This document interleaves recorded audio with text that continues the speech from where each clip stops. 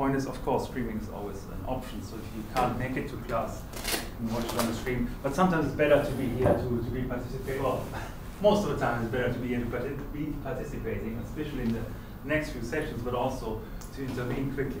So in the last few weeks, apart from learning about serious games to some extent, and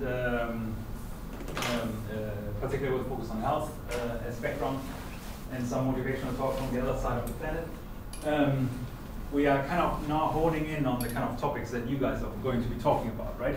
So, and this is kind of the final schedule we came up with. I understand you had a shift of preferences, so, yeah. And you accommodated this, so we shifted you into the first slot, so zero-based index, of course.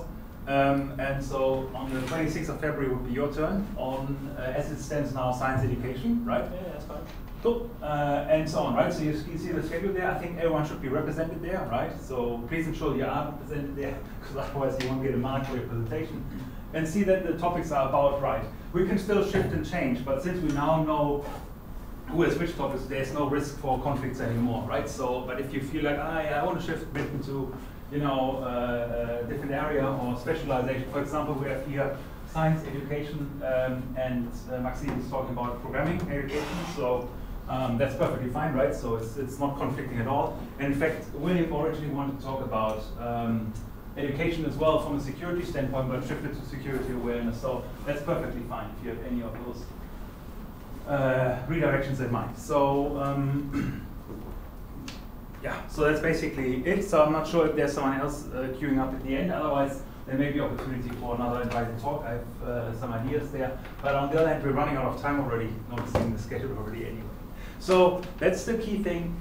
What does it mean for you? So that's the schedule you find on the wiki. If you don't, let me know afterwards, and I'll just clarify it because it's important that you know where to find this. Yes, another one of the participants. So that's cool. So that's all linked on the wiki, and I don't think it changes. If it changes, it would be reflected here, but it's only happening if there's some request from your side. As far as I'm concerned, this is pretty much the final situation. So a few things, of course, that come up. Have some of you seen the issues, or did you receive notification on the issues I sent, the two ones? Yeah. So one of the so just ideally subscribe, if not, subscribe to the labels and so on. So I'm big on labels, you know that. There's two things that, of course, came up. Number one, William, in preparation for his session next week, so he'll be starting next week, asked me, okay, what precisely do you want me to do? So I highlighted this in the wiki itself, and I just want to briefly go over that, just so everyone is kind of on the same page. So this is information related to reviewing papers in particular. The first element looks at the structure. So when we talk about think about a lecture, right? If you want to give a lecture, usually you provide some motivation as to why you're talking about what you're talking, right? You provide a general overview, perhaps the associated theories of the field, before you actually dive in and look at something more specific, give examples, right, to contextualize. In fact, today we're going to look at learner styles. It's an interesting one. I bet you heard about this before somewhere else, because that's relevant as well. So because from an educational or pedagogical point of view, you need to accommodate your audience to some extent, right? And in our case, that is at least the level of audience, right? So we're not, you know, don't have newcomers here necessarily, but you guys have all some technical background and science understanding. So if you, for example, talk about a paper, you can use the corresponding terms and discuss it in the appropriate breadth. I'm giving an example later as to what I mean with this in particular. But that's the idea. So, and also if you give lectures, you can also open up with questions, right? So you can ask questions to the audience. That's usually risky, right? So, because of course the risk is the audience has no clue what you're asking. And I always ask those questions, the audience has no clue what's happening. So, but then you need to be ready to actually mediate this and drive it in the right direction to some extent. Or you avoid this outright and give a classic kind of lecture, which is like, blah, you know, 45 minutes or an hour talk. And so on, right? So, and the idea is basically that you are kind of on your own preparing the session. Of course, you can ask me for support in the sense that here I have those papers. Do they make sense, for example, right? So, but you are encouraged to look for papers yourself, particularly for the survey papers that outline the area. However, the specific paper I want us to negotiate with, right? So, ideally, you make the first pitch and say, I want to talk about this paper. And then we can figure out whether that's the right paper for whatever reason. So there's a learning situation there as well. And I give you a better impression as to what we're looking for in a second regarding this paper. So this should be negotiated around at least a week before the presentation, the specific paper. And the Friday before the presentation, I think, is a sensible time frame latest to provide it to the class, right? How we do that, probably linking from the main schedule from the main page or from an issue. I think from the main page makes more sense. So basically you have a session and William then posts the link to his paper and you guys are then supposed to read the paper in order to respond to him and basically engage in a discussion, because William may have a very, let's say, maybe an advocate of the paper because it's good for certain reasons, and you may then be in the role to actually take the opposite stance or supporting it. Right? So I want to see a bit of diverse opinions there in the sense that every paper has something that's, well, most paper has something something positive to talk about. Most, that's important. But equally, every paper has certain shortcomings, or most likely, right? And since the course is here is about learning about research and research methodologies, you're supposed to take it, of course, from a domain-specific perspective, the knowledge you have about games, so serious gaming, but also bring it back to what's the methodology? Because unlike in the bachelor, for example, where it's mostly about constructing something, here it's mostly about using something, right? So you're building something in a bachelor, done, cool, well done, right? Here's more about evaluating something you have built, right? So that's kind of meta level, and that's where we need to operate on right now from a research point of view. Because of course we can criticize software development, can do code review, and argue for better or worse architectures. That's of course a possible pathway, but that's not generic research. That's specific to software development, right? But we want to look at generic research approaches to answering, to reviewing papers, because you should at the end be able to, I say it with care, evaluate any paper you come across with respect to methodology, because there's always some similar structure, whether it's from the area of physics, geography, computer science, and so on. But there are domain-specific variations, so I'm not hard and fast on this. But in general, you kind of get a gauge as to what is a good paper, what's a bad paper, right? If a paper is in science, it can come from arbitrary domains, but there must be a reason why people assess it as good. And it needs to follow a conventional structure so you guys can consume it and appreciate it as much as the next guy who's into science, right? And that's what we want to aim at, because in the end you'll be alone again. I mentioned that before, and I will repeat this again and again. You'll be kind of semi-alone with writing your master, so you need to actually have a good structure and presentation there as well. So the specific paper is known to everyone, the general stuff not so much, so that's more like the opportunity of the presenter to do new domain-specific information. Of course, you're more than welcome to ask questions and so on, engage, in fact encourage, but the specific paper is really where it's about hard debate. I guess that would be sensible. So presentation is should roughly focus on the first hour of the session, right? So we have that first bit, and then we drift off into discussion and can see and discuss the paper in more depth. So we have a shared understanding of the content. The discussion of the paper is helpful because the presenter, of course, needs to write a report at the end, right? So that's the opportunity for that person, to gather as much as evidence and opinions and viewpoints as possible. Right, so everything that other people feed you into your paper with respect to argumentation makes your life easier at the end, right? So the discussant is actively encouraged to promote the discussion of their paper, right? Even though everyone is bashing the paper, well, cool, that's all material you can take into review. Review. Of course, you need to do a meta review. Did the argumentation that the others make sense or not, right? So, but you need to bring it in, or should bring it in, because in order to have a rich coverage. So it's an opportunity, not a problem, really. In this slide, while I encourage you to present, of course, good papers, sensible papers, so we learn something, take something away from it. If you're really insistent on presenting that very paper, I may just admit it, right? So then, but it may just end up being a paper that has probably more issues than merits in a way, right? So, but those may be also worthwhile discussing.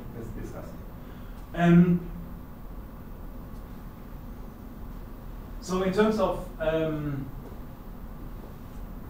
one practical concern. So if you're looking at the paper, if you want to evaluate paper, specific paper here, with respect to its merits, it's sometimes really worthwhile if you're not quite sure is it a good paper or not, right? So there's general guidelines, general aspects that are of course relevant, but sometimes a good direction is to just look at the papers that cite the paper, right?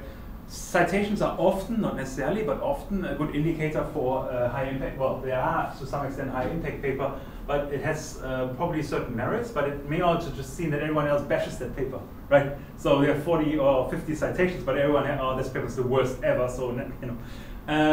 But this could give you a good indication as to, you know, what the problems with the papers are, or the merits, right? So if they say the work by so-and-so has shown that, right? So then there's evidently support for its use in the scientific community. So so it's sometimes helpful just to, you know, go through the reference list as well and see if there's go through the citations, citing papers as well. So if you use Scholar, for example, it's quite helpful and see what people write or say. So in addition to the overview, of course, it's important to bring examples, right? So you're encouraged to look for examples. I listed, it turns out the domain of serious games is a bit of a, has varying dynamics, but I found a nice page which is actually not too bad. The page is called Serious Games Classification, basically, right? So games classification with the most serious in particular. Does anyone know that site, games classification? So I think that's, at least it seems to be a sensible overview of available serious games, right? Mostly, admittedly, you know, up to 2012 is my impression, so latest games are not really represented here. I have the impression at least. But still worthwhile having a look, so if you're looking for examples and so on, right? Sometimes they have linked videos or more insights or reviews and so on. Bear in mind, the course here is not about the hottest and latest, it's about long-term continuity, right? So education games have been out there for ages already, and you know, and it will always go that way. You don't need to have the latest features about how the gamification works and actually if you have learning insights. But that's one of the resources on the wiki page, so feel free to browse that for your books. It also has an orientation by taxonomy, gameplay, and so on. So it's actually not bad precisely for that purpose, because you can actually look for the market in the widest sense, advertising, education, or state government if you want to policy, or scientific research and so on. So there's a lot of information, meta information, or the general audience. So it's actually quite helpful if you you want to get a richer repository of different games you want to discuss. That's maybe one pathway. So check on the resources there. If you yourself find another cool reference or link or the like, feel free to post it there as well. As you know, there's some pointers to different papers initially, so you have some starting points, but they're by no means conclusive. But I would encourage you to start now, basically to get a grip on your subject, good understanding, and specifically look for the paper. So in terms of review, everything is here. So I mentioned that before, but it's basically how's the paper contributing to the field? That's usually stated in the beginning, and is the other.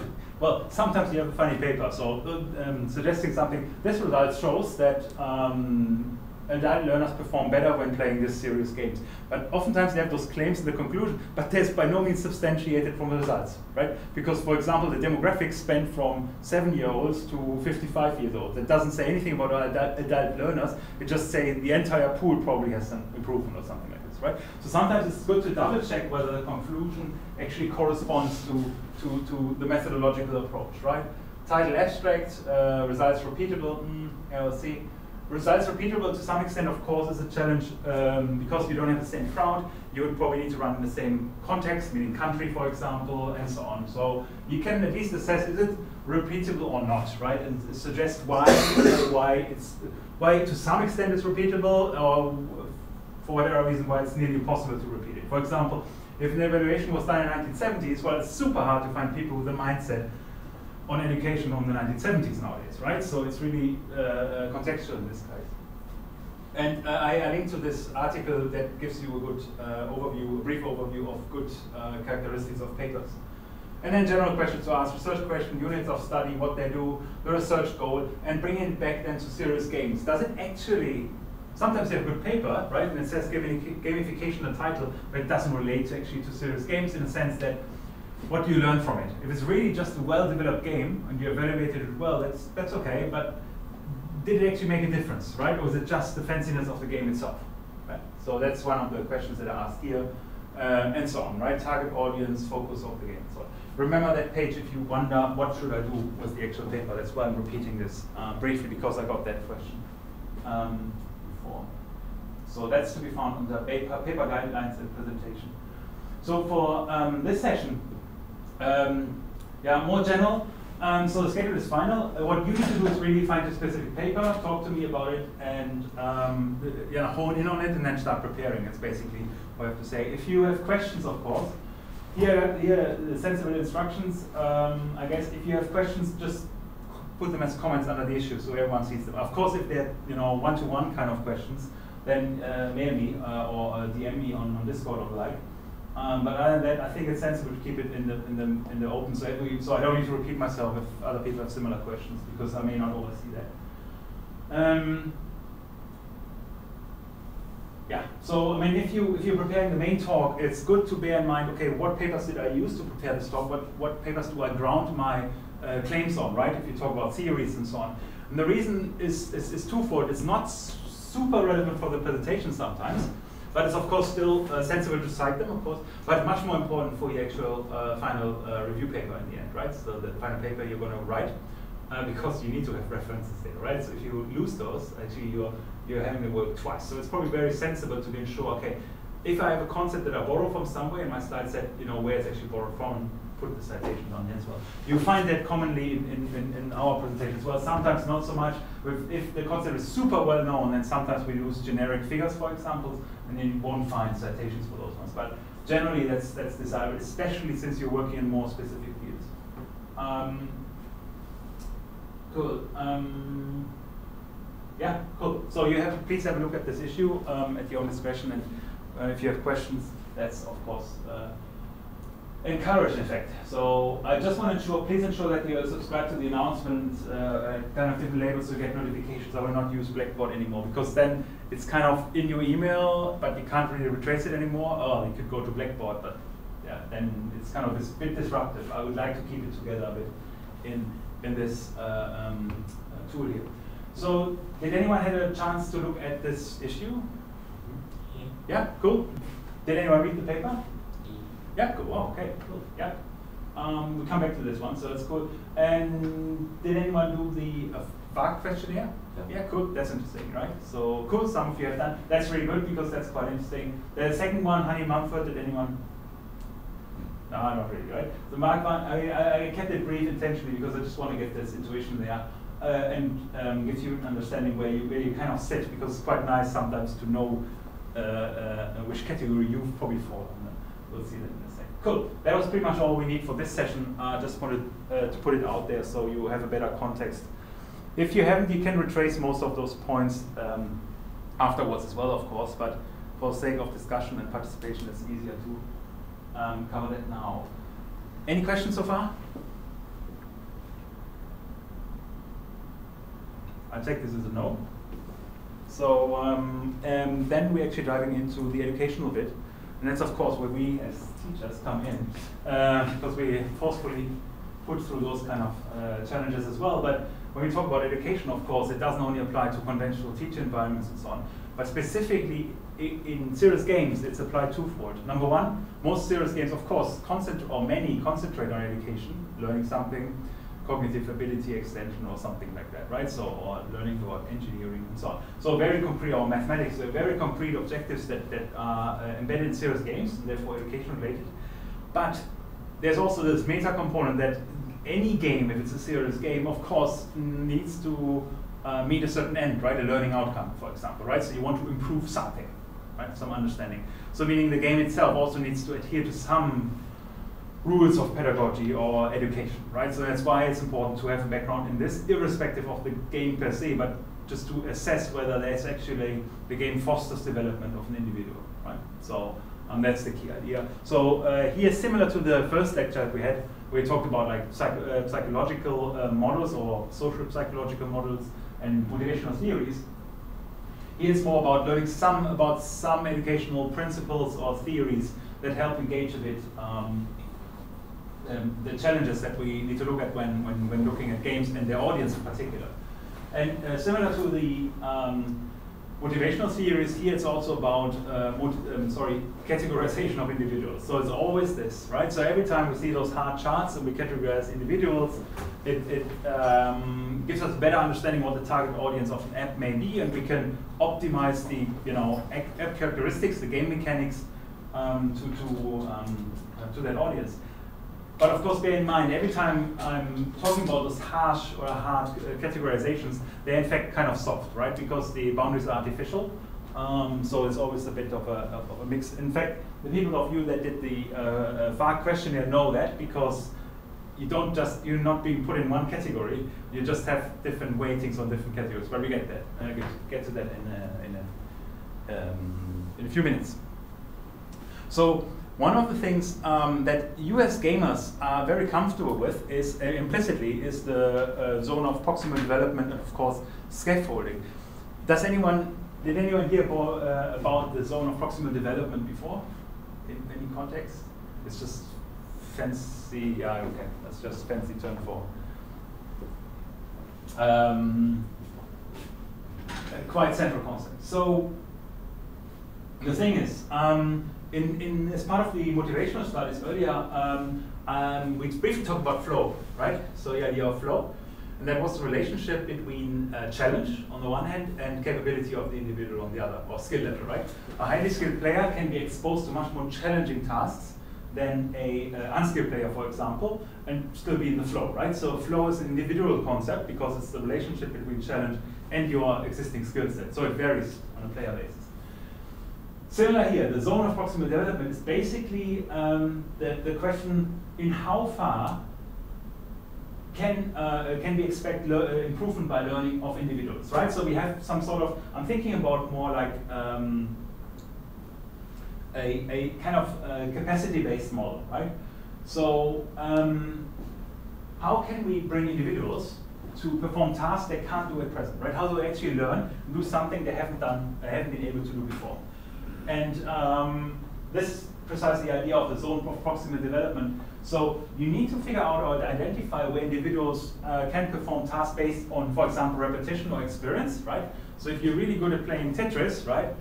By playing Tetris, for example, you're probably only entrenching your skills.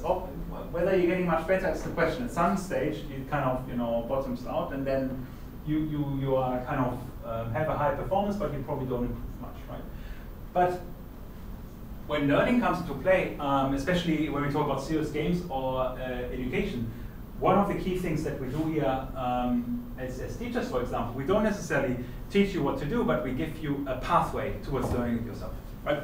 So many of you that finished the game programming course are in fact way better game programmers than we are as teachers, right? So simply because you immerse so much, spend so much time with the tools and the latest tools and all those nitty-gritty things, right? But the only thing that we offered basically was to give you suitable access to actually learn those new concepts, new tools in a scaffolded fashion, right? So you're not dumped into the deep end of the pool. Cool. Now you're competing with the game companies. No, start small, right? Write a platform, right? So then use assets, prefabs, and and increase the complexity, integrate external code, and so on.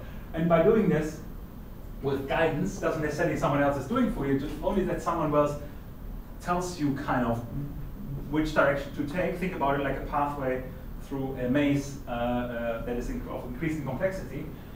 This is basically the role. And that's the same role for serious games, right? Can a serious game instruct an individual that wants to achieve something, right? Weight loss, classical one, or I don't know, more exercise, or healthy,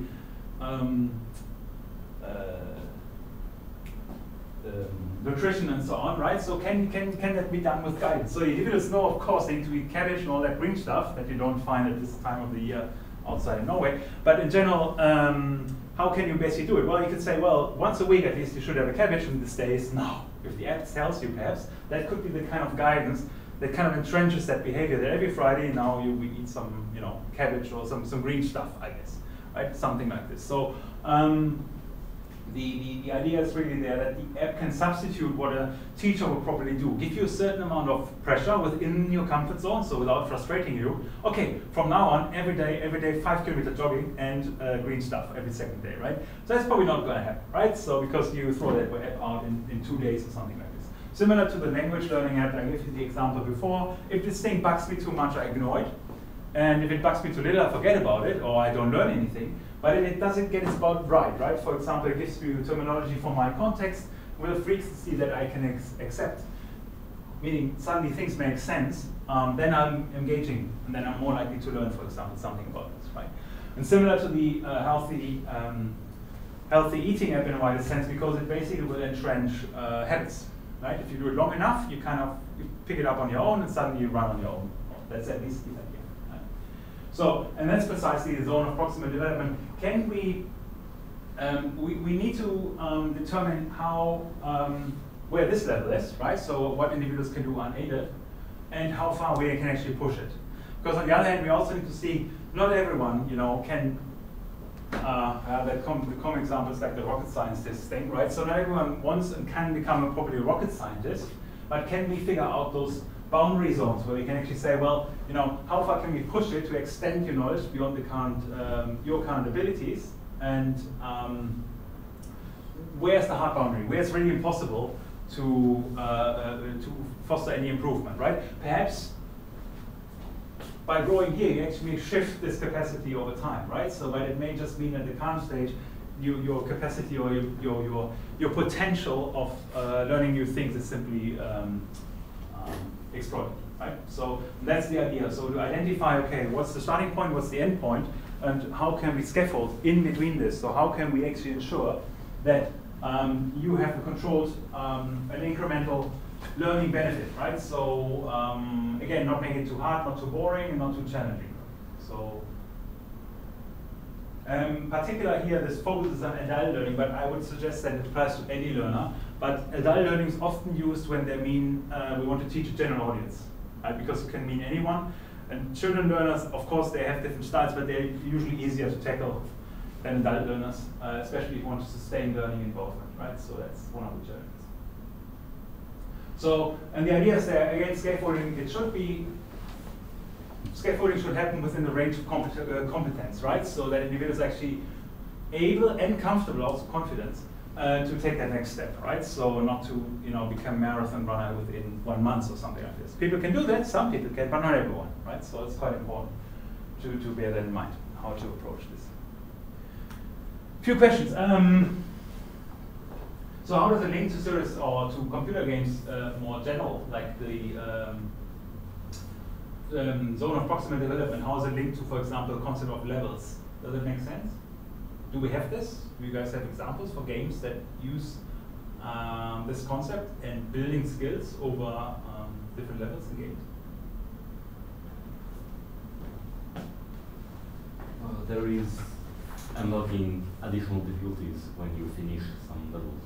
Yeah. Say you have some normal difficulty and you finish it, then you will unlock a very hard difficulty. Which means that you are supposed to be able to do it in a way it is rated. Because you increased what you can do by yourself, so they let you try some new level. And just for clarification, does it mean that the player can do more simply, or is it something harder, or? No, yeah, the game is harder. Okay. But I think that involves that the player is, well, got better because he's trained. Right, yeah. So, okay. So I would say that the normal difficulty would be the progress or the belief. Yeah. Okay, I can see what you mean. Yeah. New mechanics get introduced over time. Yeah. When the player plays a game, suddenly you can learn to fly in the middle of the game.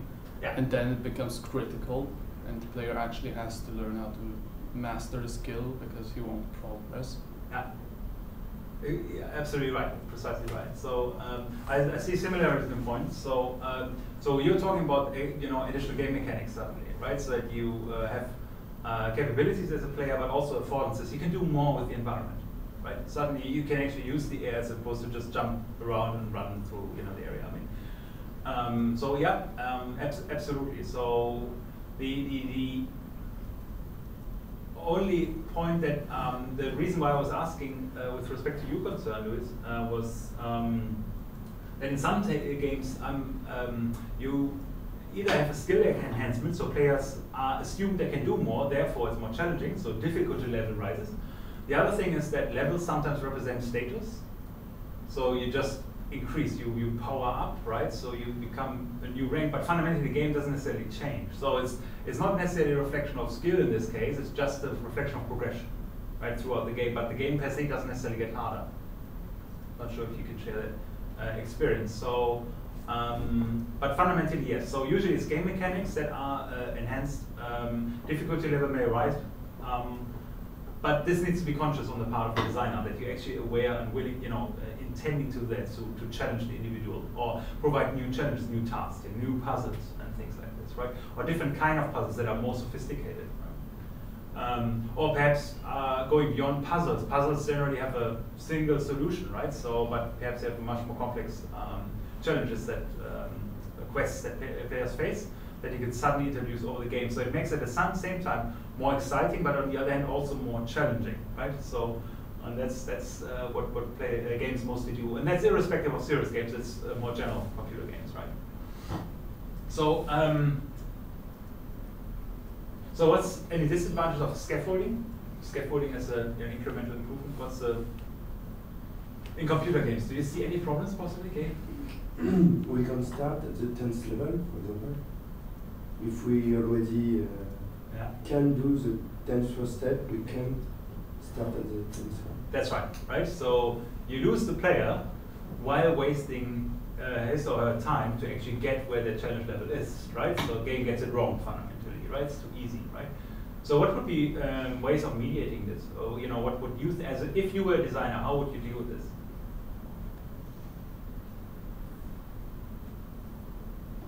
Are you guys have ideas? You can allow the player to choose the difficulty level. Yeah, that's one thing, right? So you can just push it up all the way. Yeah. That's one thing. Yeah. What other pathways would there be? You can let them choose themselves where they want to start in the game. Yeah, exactly, right? So you could actually introduce the freedom, saying, well, I start at level 10, right? But if you don't have the skills, you'll be screwed in 1 minute, right? So the game is over. And then you start, level 5, let's be competitive here. So let the player gauge themselves, right? So it's not something you commonly find, I think, in mainstream titles, but I think it's a very sensitive. More commonly you'll find, of course, the differentiation by easy, medium, hard, and things like that, right? But yeah, generally that's the risk of scaffolding. You lose the player too early. So it's absolutely the point, right? So, would you guys see any other problem with scaffolding that I don't see?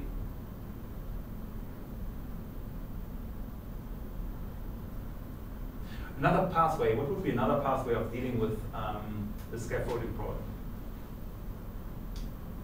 Just thinking about it. So we had now choosing difficulty levels, implicitly similar to choosing your levels, but what other pathway could there be? Especially nowadays. You can let the game dynamically change the difficulty. Exactly, right? So we could have an adaptive game, right? So basically if the game intensively relied on metrics, constantly collecting, okay, what's your hit rate when you shoot enemies and things like this, right? Based on this, make the enemy movement faster or slower, right? So to keep you in the flow, if you like, right? So again, recall skill versus challenge level, and not to frustrate you, and then just dynamically adapt it depending on how you are, right? And if you have a bad day, you can still play that game. If you have a really good day, you can still be challenged by the game, right? So you can kind of have a game that really dynamically adapts to your skill level. And the assumption would, of course, be that your skill level points upwards over time if you play the game long enough, right? So even though you have daily fluctuations in performance, it would still allow you to play, to have some sort of improvement. What is challenging with the adaptiveness of games? When does it become problematic? I know one part is that players really hate it, mostly. Okay, yeah. So You never feel like you're progressing or becoming better because Yeah. no matter what they do, it's the same. Yeah. You never feel like you.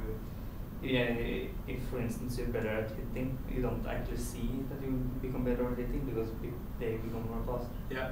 So that's one of the things. So that's very true for computer games in particular, right? So, but they often don't aim for the long haul, if you like, right? But if you do those kind of things, serious games and so on, they want to keep you engaged for long periods. So there may be an opportunity, or again, what I'm suggesting is that it may be worthwhile revisiting that for serious games, even though in classical computer games it's not a good idea. What's another problem with it? The adaptiveness. Think about connectedness.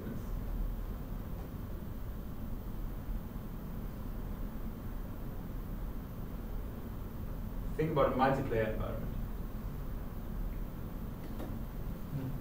Yeah, so People can come in and log in on other accounts when they're much better.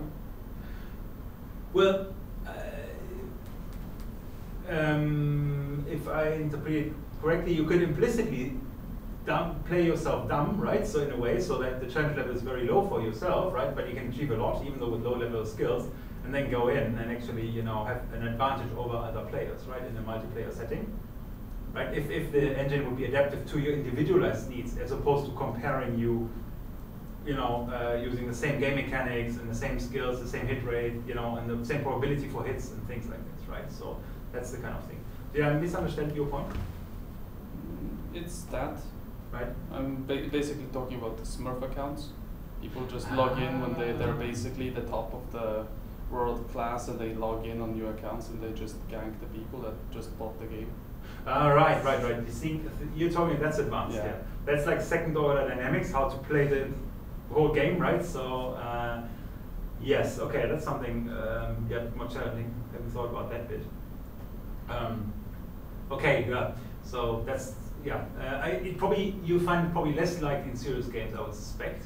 I wouldn't have I don't have necessarily a strong reservation, but I would suspect that serious games is while there is a status component in there, it's probably less pronounced compared to the mainstream games, where it's much more important to be top of the list, right? But yeah, it's a good point. So there are various issues there. So it's good that you're kind of aware of those ones, because if you're in the role of designing a game, then you want to be looking at this. Or if you're reviewing a paper that describes the game, you can say, hang on, what's happening here, right? Also, if you're looking at the game, you can ask questions as to why they didn't do it a certain way, right? So sometimes you expect certain answers by the game developers, but you don't really get them as part of the paper if you review it in particular. Okay, so now comes the, of course, most exciting part, the learning styles. Usually there's some theory thrown at you, and you're left alone with this. So that's a classical approach. But nevertheless, we go through some learning styles, learning models. And what most of those do, they describe processes of how we learn in one hand, but also try to characterize, they try to put us into boxes, right? So, and I was looking at this, of course, quite intensely, some of those models, and I still struggle sometimes to see, the fit there. So that's why those questionnaires or tests are quite helpful to assess where you are. So there are different models, and all of them, in this particular talk, we kind of integrate them to some extent. You see there's a lot of overlap, even with the motivational and personality theories that we talked about last time.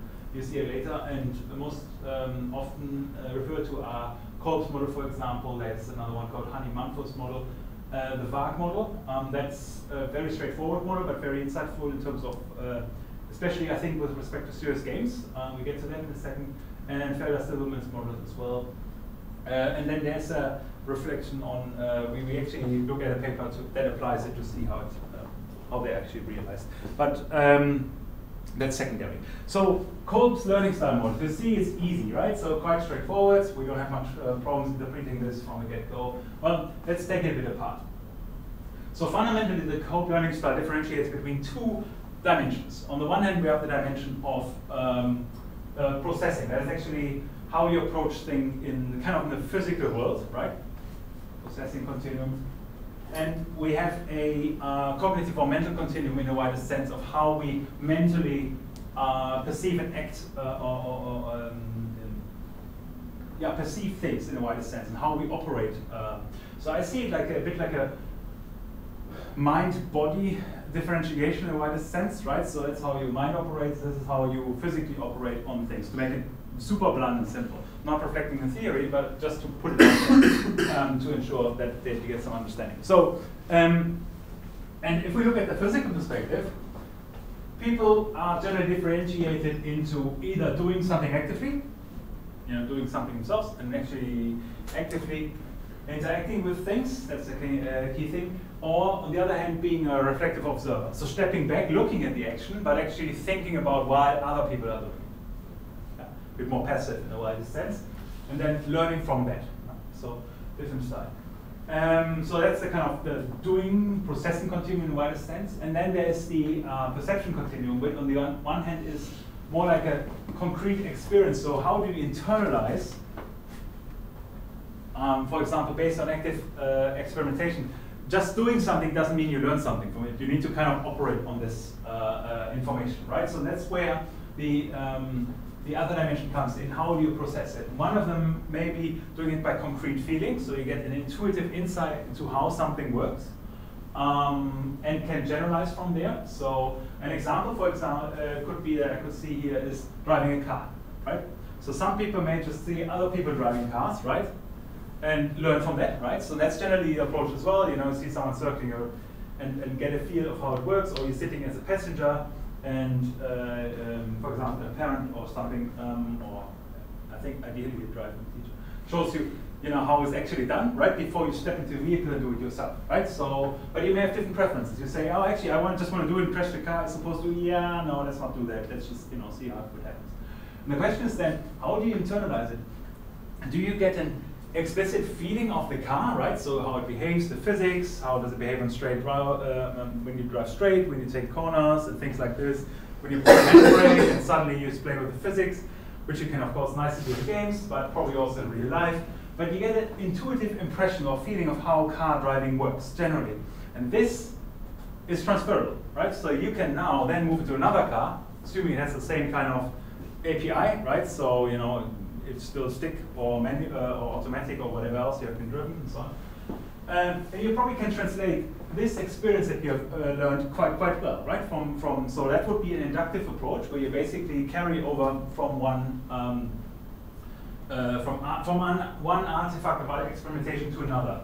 Now this would be how you process or think about it. The alternative pathway is, of course, to take it the other way around, right? Look at physics first, right? So see how physics operate generally, how cars are constructed, what they consist of, that tires are responsible for maintaining friction and ensuring that you have traction on the road and things like this. And then idealize from there what the physical reaction of a car would be if I turn the steering wheel, for example, right? A purely theoretical approach to it, based on existing theories and understanding, right? Not necessarily trying to do it, but in the first place, just get a conceptualization before you step in and actually do it.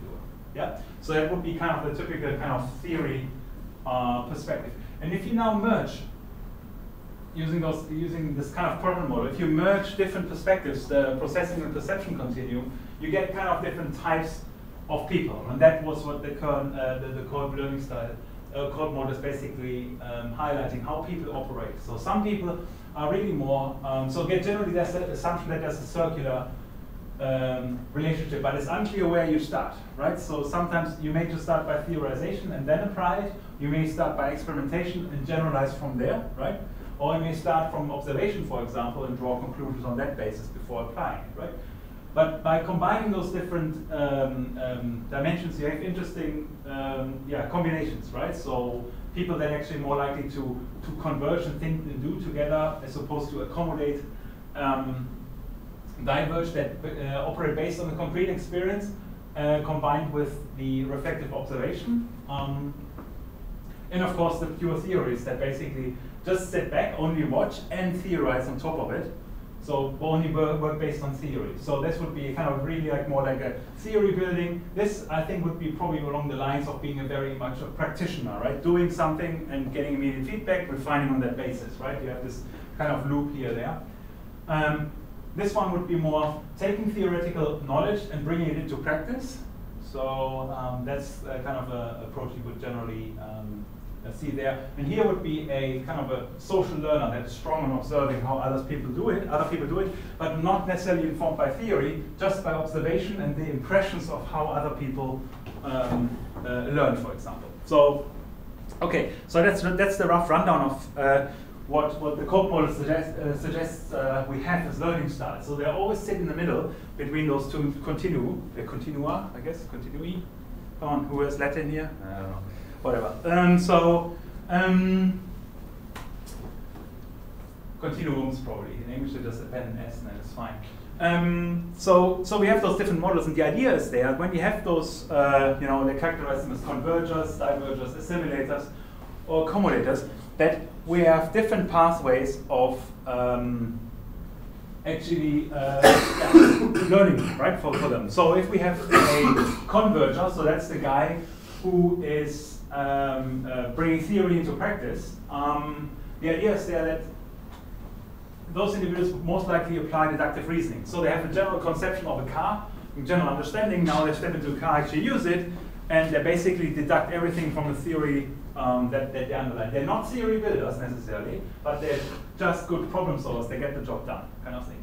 I'm internally, for me mentally, I'm taking them as consultants in a way, right? Strong theoretical backgrounds, and this background is applicable to a large area of different domains, right? So they solve problems in concrete. They go out and look for the next problem. Deal with this. So supposedly, that's the claim of that paper. The preferred delivery for those kind of people is that you have discussion-based approaches, room-based, that not necessarily lectures are the place or are the way of dissemination. So if you want to learn something new, it's done in discussion settings, in group settings, so application-based within clear frames and boundaries as well. So they're not necessarily risk takers, but they actually they know the theoretical boundaries and don't challenge them necessarily, but want to apply those to concrete problems, right? So computer-based learning is an option there as well, because the outcomes are often clearly defined, so a bit more of an algorithmic approach to problem solving in one instance. So the diverger. So the diverger were on that side on the top right. So we have a concrete feeling and then the reflective observation. So feel and watch is attacked.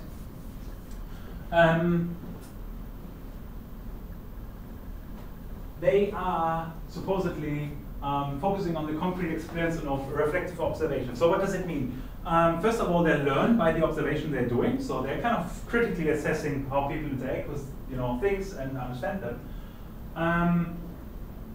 But since they're not framed by theory, unlike the convergers, for example, that work with behavior, they don't carry that baggage, right? So they're a bit more free thinking, and probably at the risk, of course, of reinventing the wheel, they may actually go down and come up with very new, innovative ideas, or take a different take on existing problems, right? Just based on observation and the experience that they actually make in a concrete session, right? So, and here the idea is that for those guys, stimulating is a mix of lectures, reflective activities, and rhetorical questions. So basically that spawn thinking, not subjecting them to theory and then apply theory, but actually just, asking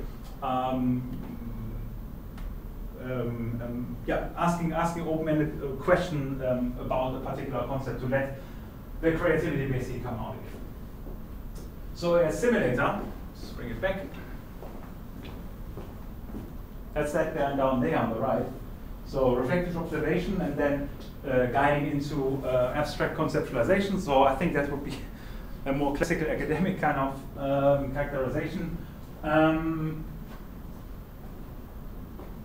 The suggestion is that they're largely privately learning. So they actually prefer not to interact with anyone and just learn based on books or the like. So sit down and read and consume and think and reflect about it on their own. So because that allows them both to integrate the theoretical backing based in books as well as the abstract insights that they got. So you can say, that's how it works in real life, because he has absorbed this or made an observation in the real world and suddenly realizes based on theory that it makes sense, right? Things come together. And that's the process that is often done privately, right? It's not something that you see when you discuss in a group setting, but it's really more a personal activity in what. So, and the last one is the accommodators. It's basically experiential learner. Sorry, this one.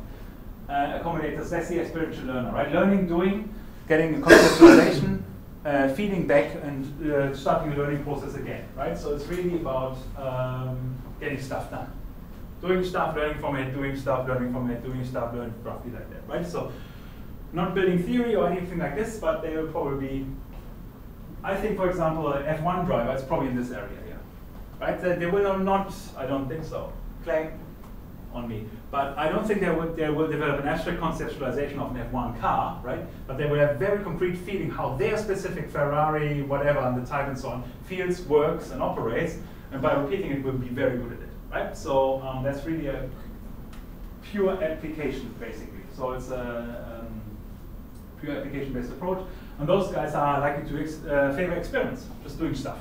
Doing stuff, see if it explodes, and learn from it, right? So like classical chemistry setting in high school or something like this, see something smoke coming out, and then we learn from there. So that would be a classical one, right? So hands-on things, online group works, role-playing games, and things like this, right?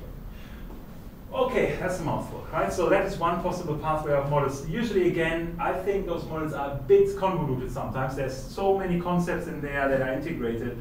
And every time I read this, I find myself, yeah, you know, sometimes I'm here and sometimes I'm there. You know, it's like it's really hard to put a finger on it and generalize from it too much.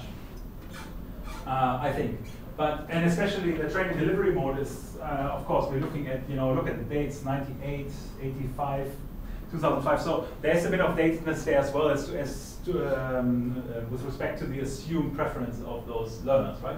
But it's still important to bear in mind that we have those relationships, right? So between the abstraction, concrete, observational learning, and experiential learning, doing stuff. So the other model, this is easier. So this basically suggests that we learn in stages. So it links actually back to the Kolb model in a wider sense. And it's similar there that we kind of learn based on having an experience, experimenting something, right, quite straightforward. Then we're reflecting on the experience. We're concluding from the experience, building a theory, for example, again, car example. Driving a car, reflecting on how to drive a car, most likely able to drive another car based on this one, or drive a car in different conditions, let's say snow versus summer, right?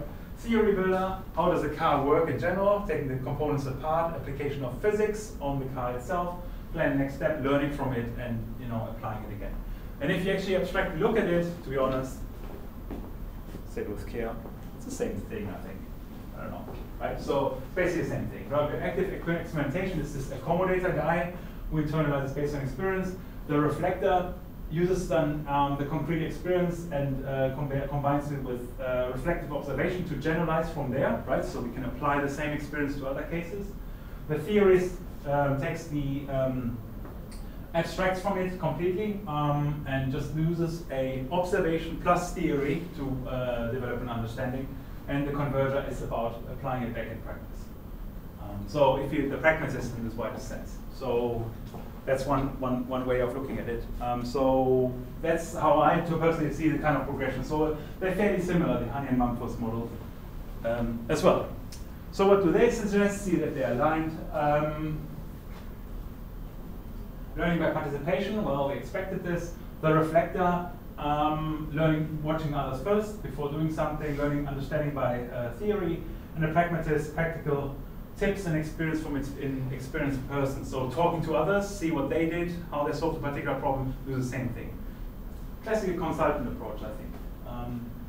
I'm happy to hear objections. And, you know, the preferred means of operation, again, similar to what we saw before. So we have this stairs.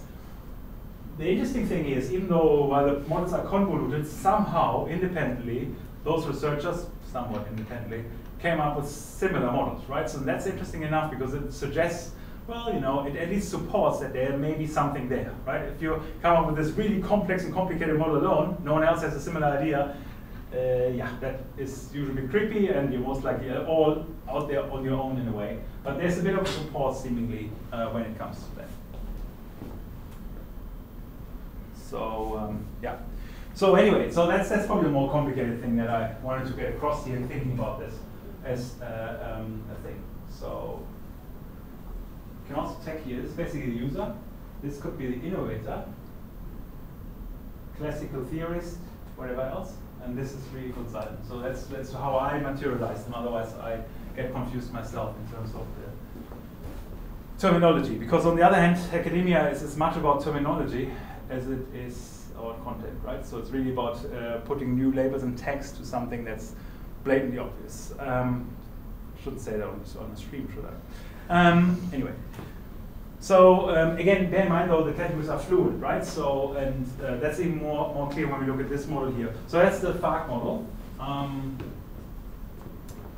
and the idea is basically there. Okay, how do people actually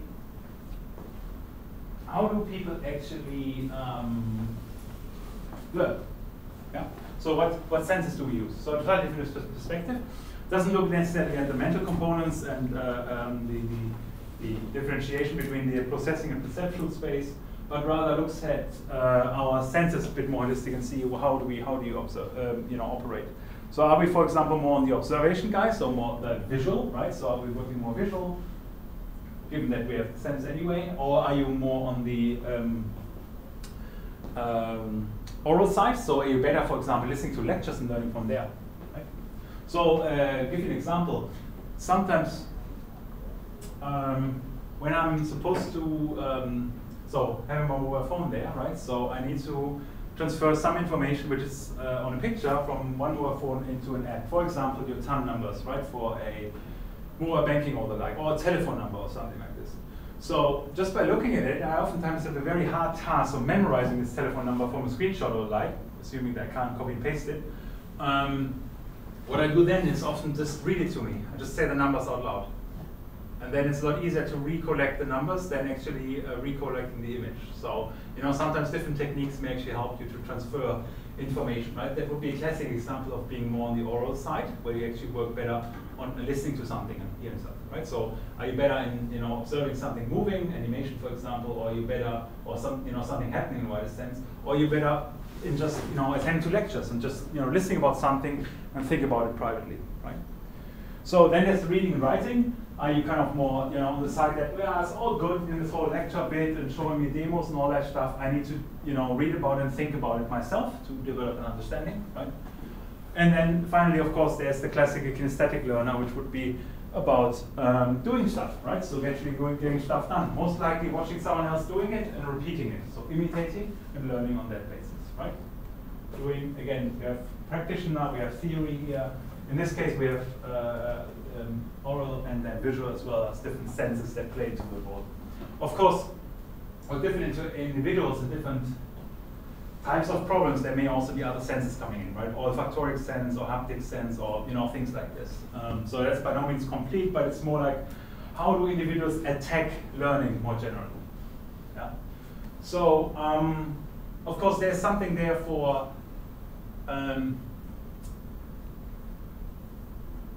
serious games developers in there, right? So, because by knowing the audience or the type of audience you want to address, are you, for example, addressing children? Probably more, where do you think children sit more? Let's go back to the other one, it's a bit straightforward. Where do you think children generally sit?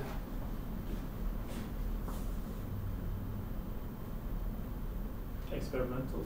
Clearly on the experimental side, right? They don't know the word, right? So they don't have that, it's like this narrative of the unwritten record in a wider sense, right? And based on what theories should we operate on? They don't have theory, right? So at some stage they need to build theory, of course, but they need to work based on active experimentation, right? So and work their way, and then decide if they stay on this level or if they're moving to a more reflective approach. Even children, you see often that they are more reflective already and looking at others doing stuff before repeating it, or actually others not repeating it and suddenly knowing the skill, right? Sometimes you have those weird phenomena as well. But so the point is here that you want to be aware about the target audience in a way, right? Whom you're addressing, right? So if you think about teaching maths, for example, right? So what's the best approach of actually doing it? For some people, it may be just easier to do it based on experimentation, right? Bridge builder, and then you get the numeric values attached to the different components to know the statics afterwards, something like this. Or do you do it theoretically and then theorize, put it into practice and see how it breaks, right? So that's different pathways you can take. It really depends on the kind of learner you want to be dealing with in a way. If you're writing a training program for consultants, you probably need to address it slightly differently. or phrase it slightly different than for secondary school children, for example, right? So, or actually, they may also be here on this side. So that's the thing there. So know your target audience and see how they probably tick. Of course, you can't always know that, right? So it's hard to say, well, you know, my audience in this area, but there's a correlation with age and also with occupation. So certain occupations lend themselves more or less to different styles of learning. And that's similar to the MBTI model, if you recall as well. So different types of people end up in different, oftentimes different occupations. So there's done this teaching and learning style thing. So it really, you see there's a lot of overlap. That's why I'm not necessarily keen in repeating this entire story here. But we have the sensing intuitive approach, right? You have more like a theoretical or practical approach to things. And that's very similar to MBTI again, the introvertedness, sensing versus intuition is in fact totally related to it. Verbal versus visual, we just had this in the VARK model. Inductive versus deductive, so the question is, are you more theory to practice kind of guy, top down, or are you more bottom up, inductive, making empirical observation, sampling and generalizing from those into theory? So that's the other pathway, generally done by us. So we do experimentation, for example, like we have human subjects and subjecting them to something that we developed as part of your masters, then you would be on the inductive side, right? So if you have a mathematical model that you apply to a particular case, then you're on the deductive side, right? So things make sense? Good, yeah.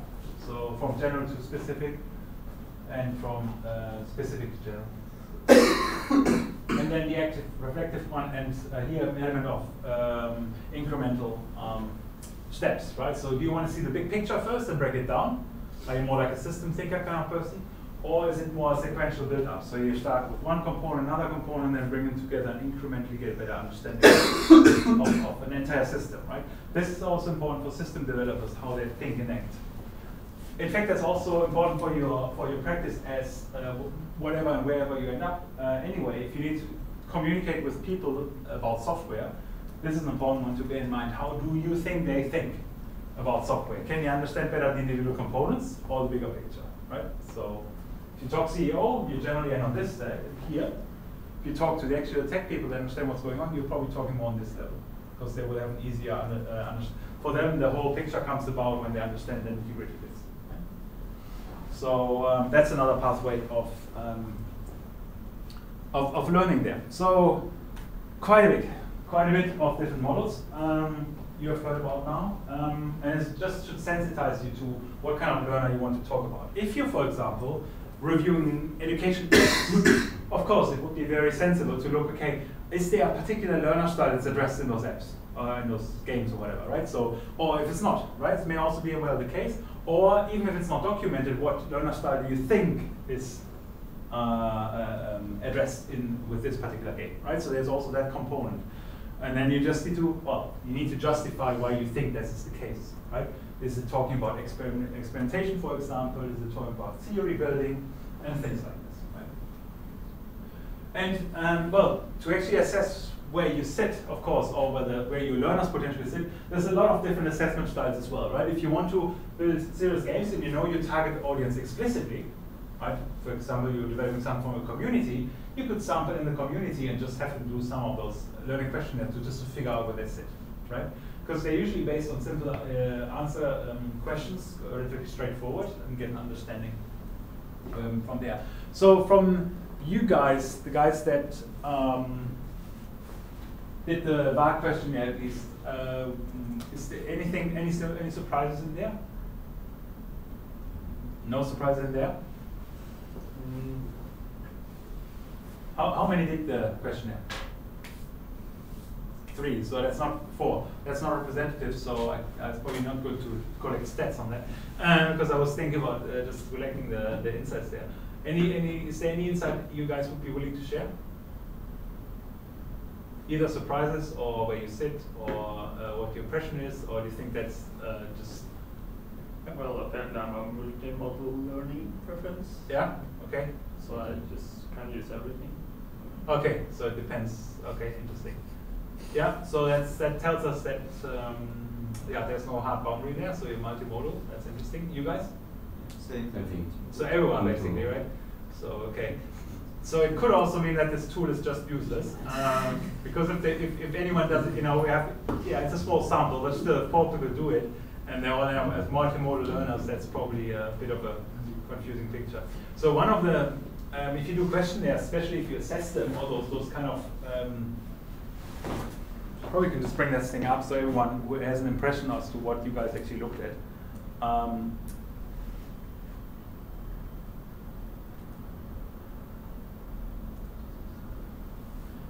Question. So basically it asks questions like, if you're going to book something as a special treat, you would ask a friend for suggestions, use a textbook, look on the internet, or cook something without the need for instructions, right? So, and you have a problem with your heart, you prefer that the doctor gave you something to read and explain what's wrong, describe what was wrong, use a plastic model to show what's wrong theory, showed you a diagram of what's wrong, right? So that's the kind of questions you get asked. Basically, it's just a cross-validation all the time. They just want to check, in which of the 4 categories you sit in most of the time, and then prescribe this or suggest that you're that kind of learner. So that's an interesting one. One of the things that I'm wondering, every time I'm looking at questionnaires like this, they are quite straightforward. They kind of make sense. Question 2, how concentrated were you as well, the questionnaire? Do you have the impression that you're drifting off after some time? No? Easy? Well, it's pretty short. It's short, it's feasible, right? Okay, yeah. Compared to questionnaires with like 100 difference. Yeah. That's good. Okay. Okay, so that's good, because that can also be an indicator if you have those random results, is that questionnaire fatigue, that people get sick of it, right? So that can be the length of the questionnaire itself, but it can also be the number of questionnaires you're forced to do. That's why I only want to give you 1, because otherwise you would kill yourself. Well, I would. Anyway, so also, well, one thing perhaps that I would raise as sensitive for those questionnaires, how repeatable are they, right? So if you do the same thing again in half a year, do you arrive at the same results, right? So that's something we need to bear in mind with those kind of questionnaires quite carefully. Do we change as learner styles, or are the questionnaires meant to capture your static learning style? Okay, multimodal, not particularly static, but let's say you prefer learning style in perpetuity, right? So especially for longer questionnaires, we have that often there's a bit more variation over time. That's one of the criticisms for MBTI, that people actually change their personality over time seemingly, which of course, shouldn't be the case, I hope. Yeah. Cool. Did anyone learn something new about themselves? No, you yourself already? Good. So you have been enforced to be reflective enough over the past few years, right? So I think we preach it all the time, do we? So there's probably not much new. But okay, implications for serious games, of course, know your crowd, right? So tackle. But what could be other implications for serious games if you don't know your crowd?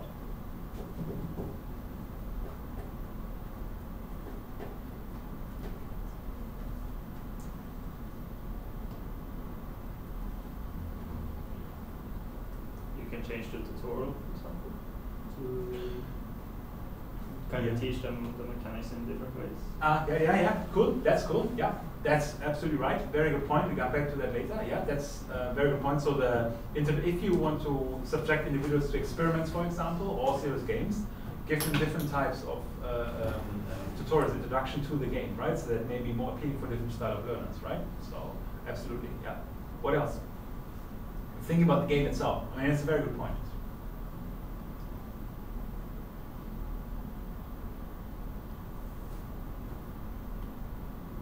I'd say that people who learn only on theory won't have any advantage of using their games.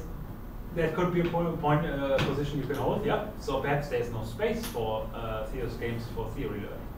Well, there could be a bit, but you could, right? So you could do still geometry based on purely theoretical, no drawings, nothing else. But the point is, why would you need, right? So it's just a matter of abusing a medium for the sake of abusing a medium, but not. That's right. So yeah, that point is potentially valid. Yeah.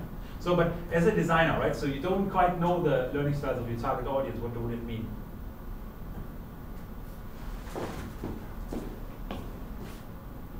At least come back to that.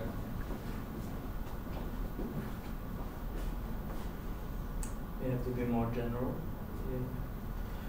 Basically, you want something for everyone, right? So do something that's visual, something that's oral, read and write as well, right? So mix it up, kinesthetic elements as well. Because you figured out 4 people in this room, still no statistical significance, but still you're multimodal learners, right? Or within this sample, you're actually significant. So, so it says something that you probably should tick all those boxes actually, right? Not so much just focus on one, unless you really know you only focus on those people, right? So, of course, if you have developing an app for deaf people, you probably can cut that out, right? So, likewise, if you deal with blind people, so right, so you can need to adjust, of course, if you know the audience, but if you don't, kind of deal with all of them, right? So, to some extent, right? So, but if you say, well, we only focus on those kind of learners, be explicit about it, and if you document this, especially if you're evaluating a paper. If you're evaluating a game, for example, then you of course would need to seek your participants accordingly, right? Have them do this thing first and ensure that they are on the right dimension in order to play a game, for example. So yeah, it's about thinking about, sometimes those models are just for inspiration in the widest sense. Okay, what mechanism can I use next, as part of this game, right? So you're not just having people click on pictures, and asking them questions, because that would only appeal to the visual perspective, right? But perhaps also use voice in between, right? So things like this, right? So actually use the vibration of the phone if that's sensible. Perhaps you could use vibration patterns to learn about Morse code, right? So be kind of creative. And this is a good time right now anyway, because especially mobile and wearable devices become more flexible, so you can have much more actuators and sensors you can actually use. So something worthwhile being aware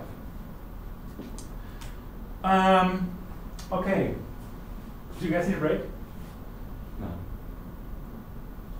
Okay. No break. Thank you. So if we're thinking about what does it mean for learning, we talked about games, of course, but more generally in education, that includes this kind of setting as well. Is that we talked about the zone of proximal development in particular. We talked about the different learner styles, control of learning, and control in the sense that they can drive in the direction they want to. So if someone gives guidance, there's still to be an option, needs to be choice, right? Games become exciting and interesting because there's choice in there. You guys know that to some extent. And this, of course, needs to be considered as well, right? So the student should fundamentally have the control of the learning, so should decide, well, do I attend this class or not, right? Do I commit or not? And potentially with which pathway the individual wants to take within the boundaries of the course. So we have certain prescribed learning outcomes. For example, in this course, we're really, really hard to learn about underwater acoustics, right? Because that's really not within the scope of this course, right? So it's very. In fact, serious game, you probably find something about underwater acoustics, so you can still probably do something. My point is, learning outcomes, of course, within the boundaries of this course, but you can favor or focus on some more than others, right? You can see that for this course as well.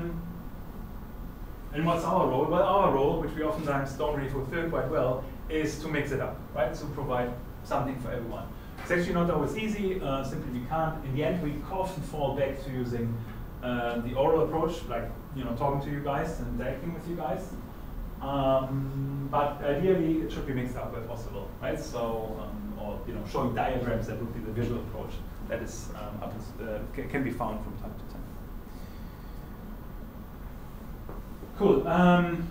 But that's true for any educational experience here. So that's not specific to the theories we talked about. So what are issues with some learning styles? Well, you looked at the data, and sometimes they are slightly more opinion-based and undersampled than they are actually validated properly with a large sample. certainly not cross-culturally validated. So because we know there's a lot of theories on culture out there as well, that different countries, effectively different societies have different learning styles that are preferred, right? Some societies are more verbal, more outspoken, and there's more interaction going on, group settings, for example, and in others more one-to-many. For example, in New Zealand, we need to accommodate Pacifica learning, which is always group-based. They're only learning group settings, never in this kind of class settings. Whereas the classical teaching model as we find in Western Europe is this one-to-many communication, right? This broadcast kind of thing where I talk and then everyone listens and so on. And there's really more about getting everyone voiced out and talking about concepts and guiding the whole discussion. So it's quite different in terms of taking the approach. So any of the approaches we talked about here doesn't, of course, have this coverage or considers that coverage. This dimension is kind of a bit ignored there. There's no necessarily strong empirical evidence. Stability over time, good question. I think it's development over time, it's probably change over time as well. And super context dependent, right? And some subjects you may be on the theory side, in some subjects you're absolutely on the experimental side, based on your interests simply, right? How far you want to push it, what it's going to do. So,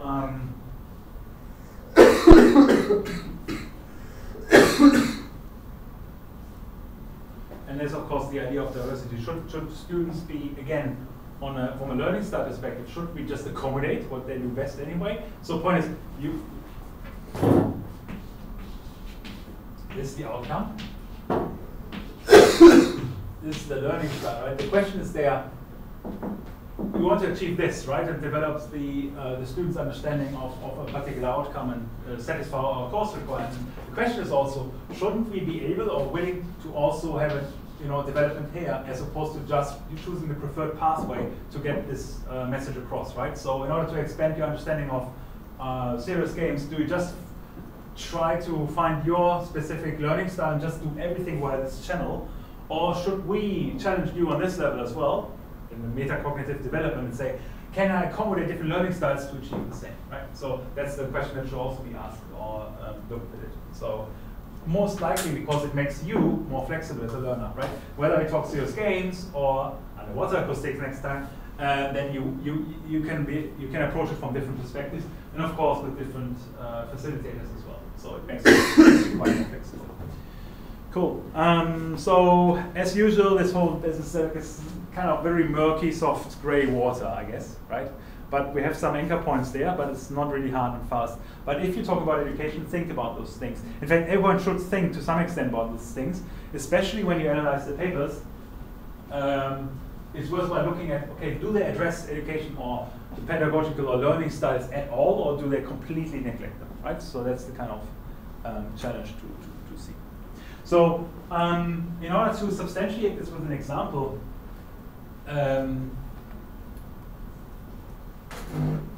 I think the following paper here is called The Goal of Scoring, exploring the role of game performance in educational games. And so one individual or a few individuals read it or skimmed it at least. Do you want to share what the paper is about? Just intuitive, yeah? The paper is about, I don't remember what kind of organization it was, but basically there's volunteers that go and survey several levers, yeah. I think it was. Yeah. And the problem is that those levers fail so rarely that they don't have any practical experience to go on. So they wanted to use a game to teach them what they're supposed to do when a lever fails, since they never get any actual practical experience. So they created a game with several different levels, using the volunteers as their target audience. Mostly getting people that don't really have any experience with games. And then they kind of tested if it was an effective way to use game score as like a metric, as well as like if it boosted learning to have a score, basically, which they found it kind of did. So, but yeah, that's the rough overview. Yeah. Cool. So yeah, that's like, yeah, you did it pretty well. So you went straight into the example. It's also a different. It gives a good insight of how you perceive the paper, right? Because on a metacognitive level or meta level, this kind of game, the idea was basically, okay, what's the value of scoring in serious games, right? Should we have scores, right? Should you just do better by doing what you're doing because I asked you as an app, I asked you to do whatever you're going to do, or is there any value of having scoring? What was one of the risks of having scoring? Do you guys recall? They might just focus on the score instead of exactly, right? So you're extrinsically motivated, you're just doing a full score, right? So you don't know anything, you just want a high score, right? So anyone who's not really remotely interested in dikes or levies or whatever else will just play the game for sake of scoring high. And that's really, to some extent, the risk of this game. But to motivate it a bit more, I think I found a YouTube video of that game, just to give you an understanding of what this game actually is about, or was about. And that's from 2006, so quite a bit dated. But it still has some, and I think they're no longer active developers. But that's the idea, right? So the idea was to train Levy inspectors in virtual environments. In the way exactly you say is to rare the fail. They have, I think Netherlands have 17,000 kilometers of dikes and levees and so on, waterways. And the idea is to spot issues with them.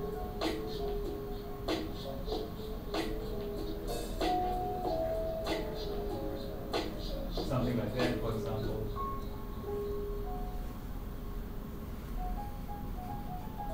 I'm not sure what the sheet, but basically that was apparently the task, right? So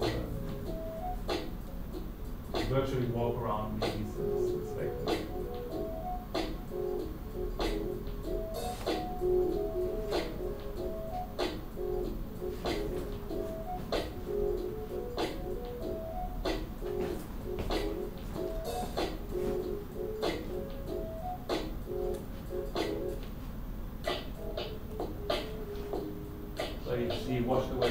Areas, for example. So they're actually showing more the aesthetics, really. And this one here is talking more of the mechanics of the game. So you walk around, you see stuff, report things, then you have some interactive screen that allows you a dialogue setting that allows you to report on particular issues. Here, for example, super rare but potentially possible, and so on, and use this. So basically categorize the area and the issues, and then get scores for it, right? That's the point. You see water here, categorize this as some sort of leaking there, right? So you're learning something along the way, so different kind of prompts that you can have when you have to read. And then the score is the key thing. I think that captures it. Again, bear in mind the game was developed in 2006, so it doesn't necessarily satisfy modern gameplay. I think one of the examples there was a guy, or not examples, but people they were trying it on was a guy that had worked there for 50 years, but there was never a fault when he right. discovered one. So right. They happened. That's right. So it's quite an interesting setup. Yeah. These days they may have done it in VR. Exactly right. So you have strong, more immersive kind of experience, I suspect. But again, the game is still available on the App Store, but it's not available. The web page is actually offline. So I actually looked at the App Store. That's the best Levy patrolling game ever. Okay? And I was wondering, okay, what kind of people exist on this planet? They spend their free time inspecting Levy patrol games. I didn't know there's something like that. It seems to be a thing actually, Levy patrol games, and that's kind of the game who invented this thing. So bring it back. So yeah, so that basically was the idea, right? So can fundamentally the only thing it was not about the game, right? The game was about using GameX and experiments to figure out whether scoring makes sense. Yeah, and that's the kind of angle you would want to take as well on the analysis of the game. The game itself is kind of secondary, it's a means to an end, but the insights that you gain are much more general, hopefully beyond this particular game, right? And the fundamental questions is, how do you convert? And that was a question we asked already 2 sessions ago. How can we convert extrinsic motivators to intrinsic motivators? Because why do we need intrinsic motivators? Testing a learning outcome of this very course. Why don't we just work based on scores?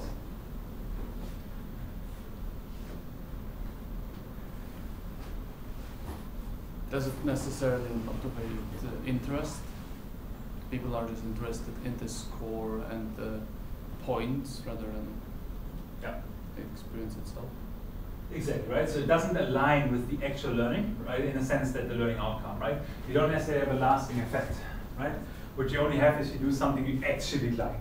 If you convince me you're suddenly doing something that you probably haven't liked before and like it now, then you probably have achieved that and have converted it to intrinsic motivation in a way.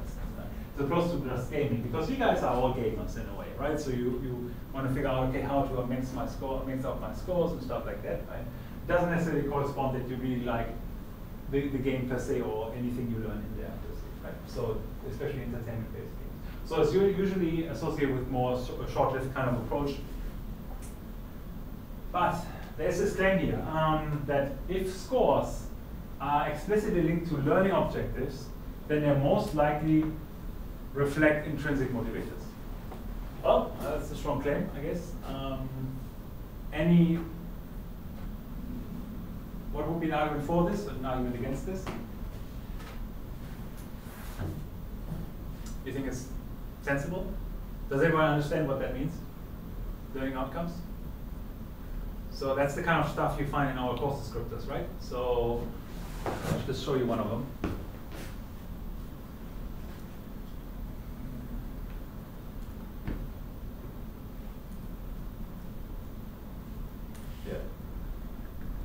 Right. Learning outcomes. After the successful completion of the program, students possess advanced knowledges of the development for self-serious games. Oops, I will see work on this. So you develop a lot of different understandings that you can, right? You have skills. You're able to generate high-quality questions, focus on user and games and the impact on the player, right? So general competence. Use questions as a means to analyze research and development projects, right? Things like this. So this is the learning outcomes that are associated with this course, right? So those are aspects that we want you to arrive at ideally in this course. Some more and some to a lesser extent, that's fine. So now back to the claim. If we align our teaching with those learning outcomes, well, if you have a score system that aligns with those learning outcomes, does it mean that you have intrinsic learning experience or intrinsic motivation?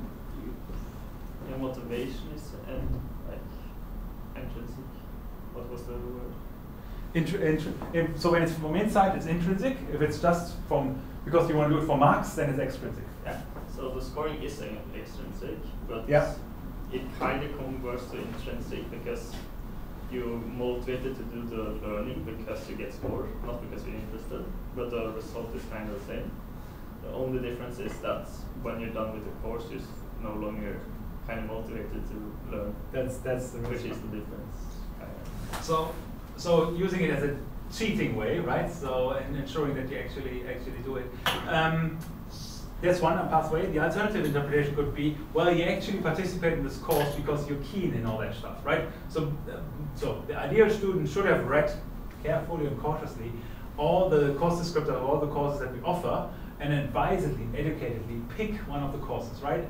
How many of you read this thing? Oh, one person, that's pretty good. Right? So we get there. So, but the point is that's a reality, right? So now I'm saying the learning outcomes are aligned with the scoring, but how many people actually know about the learning outcomes? Well, you know, it's really hard to really be sure that your motivations to participate in this course are actually, you know, genuinely intrinsic, right? And if that's the case, then it works out, right? So you can say, if I approximate with scoring those learning outcomes and you are interested in meeting those learning outcomes, then we probably have an alignment of extrinsic and intrinsic motivation, right? If you, however, just pick the course and actually not care about the learning outcomes, you just say, oh, serious games, gamification, that's cool, but you don't actually know that it was about research, analyzing papers, and all that other boring stuff, and learning styles, then you know you don't have that alignment, right? So then in this case, you kind of fall back to the extrinsic motivation, right? So bring it back to the Levy Patroller game. Do you think that works there? Why or why not? So scoring did kind of the scoring they did made sure that the person they knew what they were talking about, because they had several different options they had to pick through every single time. Yeah. So to get a good score, they actually needed to learn what they were supposed to look for. Cool. So it does learn like how a failure looks like and how to report it mostly, but it doesn't really motivate them outside, I guess, the game. that's the question though, right? So, so I agree with you perfectly, because there's definitely learning. You saw it, right? The dialogues, the interactions suggest that you need to pick and characterize and categorize problems. But the setting there was slightly different, because they were not necessarily in the situation of, you know, well, at this stage anyway, then picking the job. That was their job, right?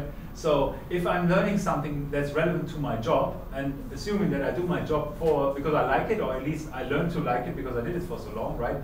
And there's something purposeful I can take out of it, then the likeliness that the alignment exists is probably way, way higher, right? So here, you guys, you pick, you have a set of courses, you just pick some, right? You're not committed to a lifetime for it, right? So, but as an occupation, you kind of expect it to be a bit more of a long-term commitment there. So then if you have that alignment, then sort of, that's the idea there, basically, right? So it also depends on the context. You need to look at the cohort. If it's just students, okay, slightly different. But in this case, it's different. So, so yeah. So good, sensible research questions that in this game. So if you read the paper again afterwards, this is just an extract of what the analysis probably of the paper such as could look like, right? We don't have enough time to dig into all the details now, but basically if you look at the paper, what are the research questions? Well, ask the game scores good predictors for learning outcome to some extent. There was one point about computer skills, right? So is computer skills and game experience a predictor for high game scores, right? Are you just getting high scores because you're good at gaming or at computers or stuff like that, right? And will younger players receive higher scores than olders? That's usually, it's kind of linked here. It's actually not 100% isolated. I think it's kind of aligned with this one because there's a correlation between computer experience and young age. So yeah, so that were some of the questions. And then the idea was, recall, one of the claims of the papers, you find this in the abstract, is that, or in fact in the title even, that the scores should be aligned with the learning outcome. And you see how they model the entire game, right? So they have different criteria based on which they give points. What it means, they have weights associated with this. And specifically, the different issues that are measured here are aligned with learning objectives, right, of the entire game. So that's the idea, how they link it back, right? So what do you do? How it's weighted, and how does it link to learning objectives? So that was their bridge to actually model the entire game. And to make this claim that the alignment actually kind of works. For the game itself, they had kind of a setup, right? So you have an initial meeting where everyone is introduced to some extent. There's a pre-questionnaire, pre-test to check how good or bad people actually are. There's some introduction to the game, demo and training, and so on. Again, this will be an opportunity to address learner styles in the different parts of the tutorials, for example, exercises, and then we're left alone. You need to bring it home and actually do it, play the game for considerable time, for a few weeks, and exercises were incrementally unlocked. So they actually need to progress in the game, right? It's a pleasing challenge. Then you have a final session where they actually wrap everything up, having a final exercise and a questionnaire. They had 145 participants, mostly volunteers, or in fact all volunteers, mostly made it, and mostly not so skilled in computer games and so on, but some of them, and 80% actually made it, right? It's also a good indicator how good or bad your actual game actually is, right? So it's very low, it often means that you have not particularly entertaining game. Good for your masters if you want to evaluate something, ensure that you capture the audience, right? So keep somewhat high level. So, and then of course we have the corresponding outcomes. Participants improve the scores, as you said. It doesn't matter whether you use real or virtual figures, secondary assessment, and so on. And the idea was basically, okay, it seems so. Looking at the test results, which were separate from the game per se, the game score could actually be a good predictor, right? So the idea was that you actually learned something using game score, whether it's long lasting or not, but it feels like you took something away from the entire game, playing the game, right? So yeah, there's some game-related issues. For example, if you simply don't find something, that you can't report something, therefore it could be seemingly unfair to punish you for something. So there's a bit of issue of randomness in the game, that you actually find or don't find something, right? So you need to progress far enough to make a sensible assessment to actually correlate, develop the correlation of scoring with learning to some extent. And the fun factor was secondary. So for most people, that was secondary in terms of the achievement. Sorry, the scores were not necessarily associated with the liking of the game best. And here's the issue: prior skills. So computer skills had strong relationship with performance. However, gaming skills were secondary. So gaming skills don't help you at all, but computer skills help you vastly in perceiving this game. And age has a negative correlation with performance. Again, I think the correlation between computer skills and age should be tested there more carefully, because you have kind of double reporting here, I think. So in this slide, it's really centered about your ability of dealing with computers to actually perform higher. So that's not necessarily pointing to learning something per se, but it could also just indicate that skilled people had more success. But generally, of course, there was a learning effect. At least you bring in some theory, right? You saw different types of damages you could see and discuss. So that's worthwhile. And then there are some recommendations taken out of the game. How to do it in the future? Well, you need to learn how to play first to get that right. So the computer proficiency needs to be brought up. Screw the gamers. Don't worry about fun bit, and it's important to be explicit about the learning objective of the game and systematically construct a game and design a game around the learning objective. So that's the message carried away basically for future games. If you develop a new game, think about the learning outcomes first, then design the game accordingly. You saw this matrix that links activities with learning outcomes, and then run this. So the interesting insight there is that this paper is pretty much just not so much about the specific video game, it's just using this as an example to inductively suggest, okay, for other games, do the following, right? So giving you instructions, give prescriptions how to be most efficient using games. So what this game has, so you haven't looked at the paper completely, but what this paper has is, it has an underlying theory, a claim it wants to do, research questions it wants to do. It is quite clear about how it wants to approach it. So by using that game, the game is explicitly described, right? So then there's the protocol, so meaning how is the actual research carried out, right? So it's an empirical approach. They have this pre-meeting first, and then and so on. And most likely they would have published the questionnaires as well and things like this and raw data. And then they do data collection, actually monitor how many people participated. They check the demographics, age, for example, whatever else. Other backgrounds may be relevant as well. So they covered their grounds in a wider sense. And the questionnaire they also asked, personal question in a wider sense in terms of computer skills or game skills and things like this to actually draw the conclusions they actually drew. So actually the paper is very kind of, what was your impression? I mean, it was useful, I think. That was my impression as well, right? So I mean, of course, it's not like super groundbreaking, but I think it offers good recommendations for serious game design, right? So if you really want to have sustained learning effect, that's probably one pathway of going down, at least to explore. And the paper was quite well received in this side.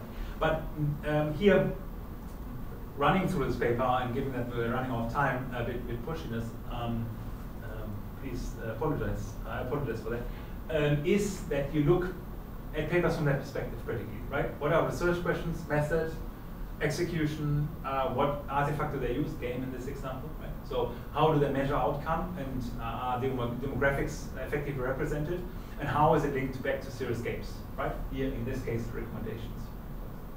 So that's quite important. So if you use this as a scaffold, and that's of course in the wiki as well already, but here, based on a concrete example, that probably will help you to assess papers more critically, right? As opposed to, cool, we made this serious game. You have the whole game design process, but no evaluation, right? So that's not something that's helpful with this course, right? Because we want to look at games in particular.